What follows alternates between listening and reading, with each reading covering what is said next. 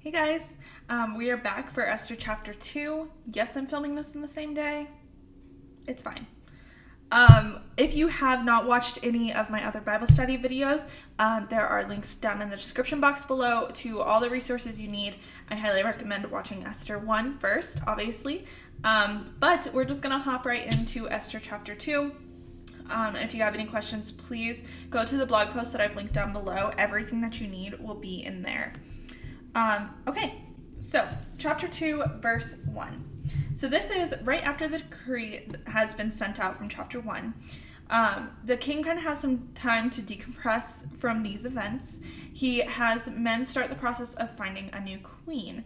And according to Esther 2:16, which we'll jump down to, this happened about 4 years after chapter 1. So it's not like he sent out the decree and immediately kicked 𝗤𝐶𝐵 out and brought in a new queen.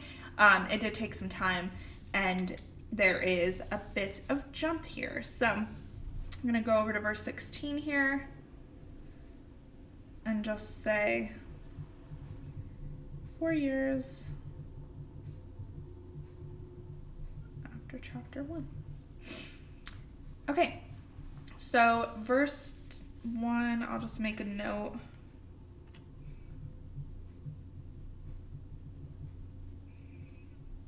So, verse 2. Basically, they would gather together the women and have them compete in a kind of like Miss Universe type pageant, or I guess Miss Persian pageant. And the winner of this would be the queen. There are probably hundreds of women in this pageant type setting, and there's a whole process that goes into finding a queen, and the story kind of goes into more detail of that. But first, we get to verse 5. There's a break in the story here, and this is where we are introduced to our two main characters, Mordecai and his cousin Esther. Both of them are Jews who are living in exile after Nebuchadnezzar removed them from their homes. So we're going to make just a couple of underlines here of some important stuff I want to make note of. I apologize for my handwriting, you guys. I'm writing at a weird angle to get this filmed. So if you can't read something, there are notes linked in the description box below where I have all of this typed out, because I know my handwriting can be kind of wonky sometimes.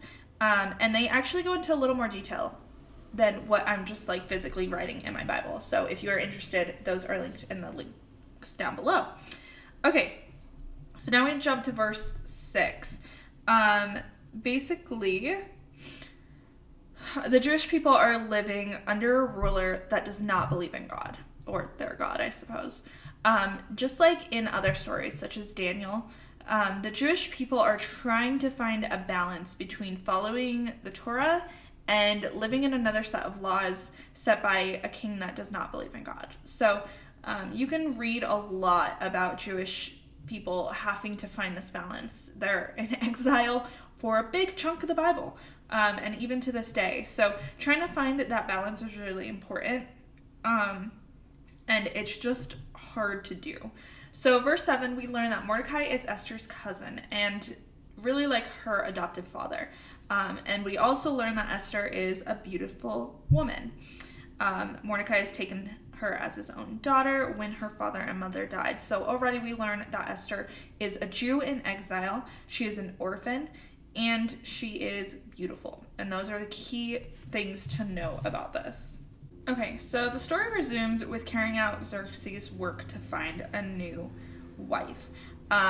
Esther is smart, and she reflects many of the qualities that we see in Proverbs 31, 10 through 35. So we can kind of see that in verse 9, where she pleases him and won his favor. Immediately he provided her with beauty treatments and special food.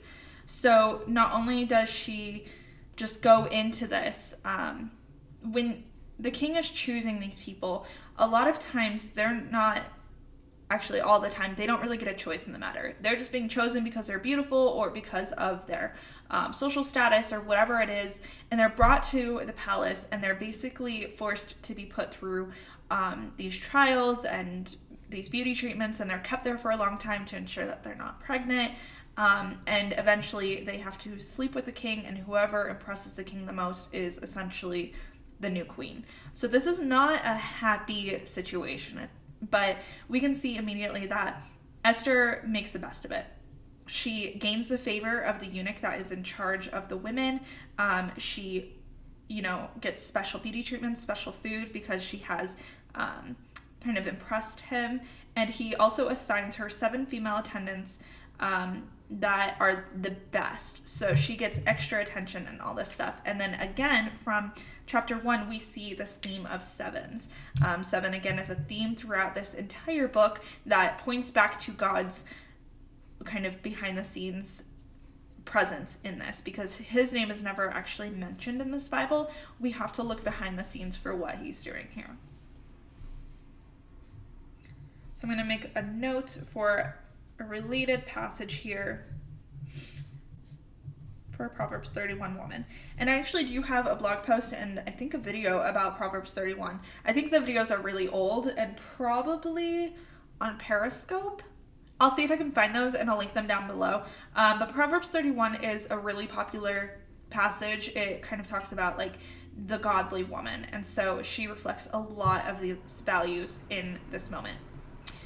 Okay, verse 10.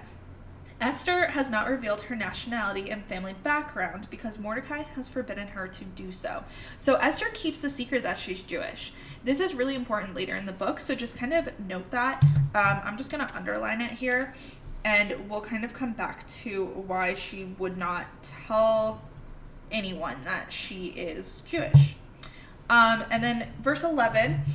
Every day he walked back and forth near the courtyard to harem to find out how Esther was and what was happening to her. Mordecai just shows great concern for her. He shows a lot of love for Esther. He's trying to look after her even though she's been kind of taken from him and is now living in a strange place with strange people. He is still checking in on her as much as he possibly can. So then we jump into verse 12, and this goes into the process of, or the king's process of choosing a wife. This takes a long time, and obviously a lot of it is sexual in nature. So it's interesting because the author does not actually mention Esther by name during this explanation of how the process works. The author is simply explaining how the process is done. It's very matter of fact without going into like crazy detail about the women involved. And it's kind of interesting because it's just very respectful to the women involved, because obviously, like I said before, this wasn't like a really happy thing. Most of the time these women would end up living in the palace for the rest of their lives. They never got to go back home to their family, and they would live as concubines or kind of backups for the king. So we see that in verse 12 and then through verse 13, as each of these 100 women go in to impress the king. The ones who do not are essentially set to live in the palace forever. So like I said, they just live as concubines. It's not like they get to go back to normal life. Most of them are never allowed to marry. I say most of them. All of them, if they're living in the palace as concubines, they can't marry, they can't have kids. They just have to live their lives kind of in this weird place of being ignored and isolated from everyone that they love. So we're going to jump to verse 13 after I make a couple of notes about that here. Okay, so let's jump over to verse 13. Make sure you can see this here. So when the turn came for Esther, the young woman Mordecai had adopted and the daughter of his uncle Abihail, to go to the king, she asked for nothing other than what Hegai, the king's eunuch who was in charge of the harem, suggested. So Esther shows really great wisdom here. She listens to the eunuch and what he recommends. So she's looking to someone who better understands the process, and she takes their advice. This is kind of another nod to the Proverbs 31 woman being patient and wise, but also just that Esther really is making the best of a bad situation. Okay, so then this comes 4 years after chapter 1. We talked about that. And then Esther ends up winning favor. And this is not just because of her beauty, but it's because of her godliness and her wisdom in how she handled this entire situation. So the king was attracted to Esther more than any other women, and she won his favor and approval more than any of the other virgins. So he set a royal crown on her head, and he made her queen instead of Vashti. So all of chapter 1, half of chapter 2, has led up to this moment where Esther is now crowned as queen. An orphan, an exile, and a beautiful girl who is hiding her identity as a Jew is now queen of Persia, one of the most powerful nations in the world.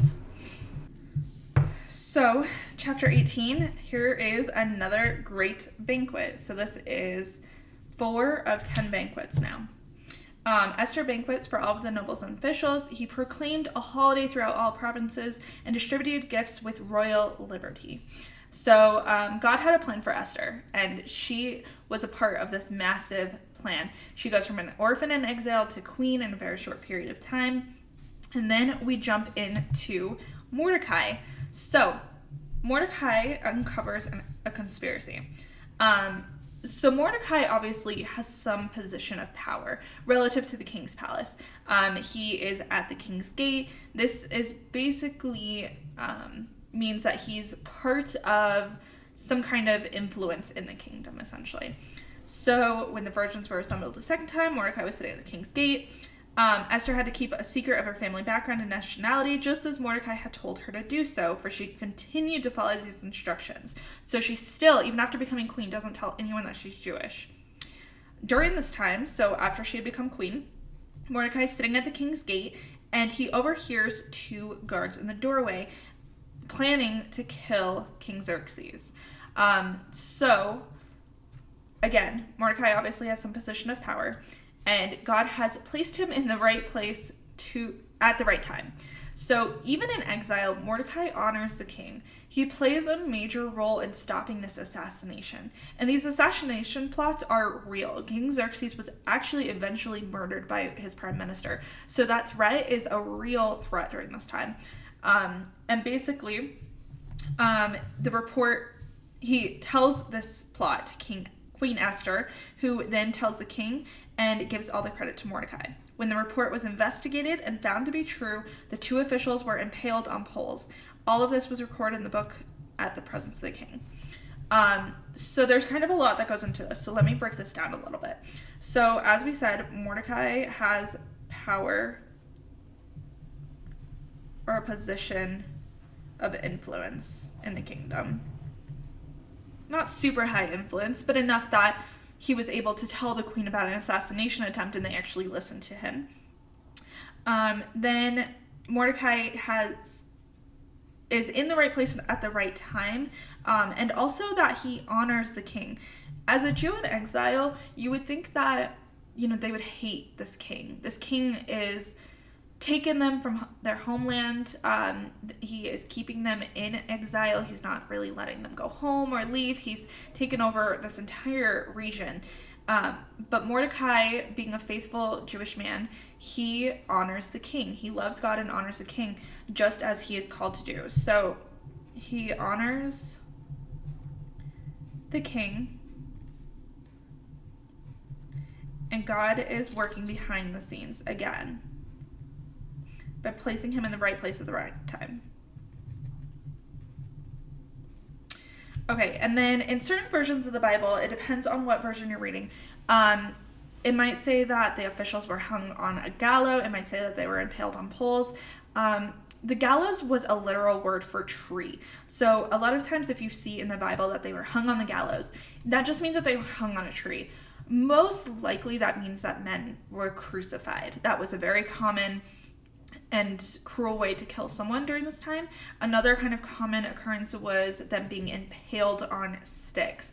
Both of them were just really cruel. They were slow, painful deaths, and unfortunately they were very common just during the time that a lot of these stories take place. So you'll see kind of that later in the book, and you'll see that kind of throughout the Bible. And then this last bit, all of this was recorded in the book in the presence of the king. Basically what this is it is keeping history during this time. So someone would write down events that happened, especially important events regarding the kings of the time. So they would write this down like, oh, this person prevented this assassination, or this person killed this person in battle. And this becomes important later again. So for now, I'm just going to go ahead and put a star by it. All right, you guys. That is it for Esther chapter 2. I'm going to do some quick highlighting here before we kind of wrap up. All right, you guys, I have some study questions and all of the notes linked down in the description box below. If you have any questions, you can leave comments on the blog post linked below as well. I don't allow comments on these videos anymore. That blog post kind of explains why. But you are also free to email me if you have specific questions. But yeah, that is Esther chapter 2. I will see you guys in the next video for chapter 3. Thank you so much for watching, and I'll see you later.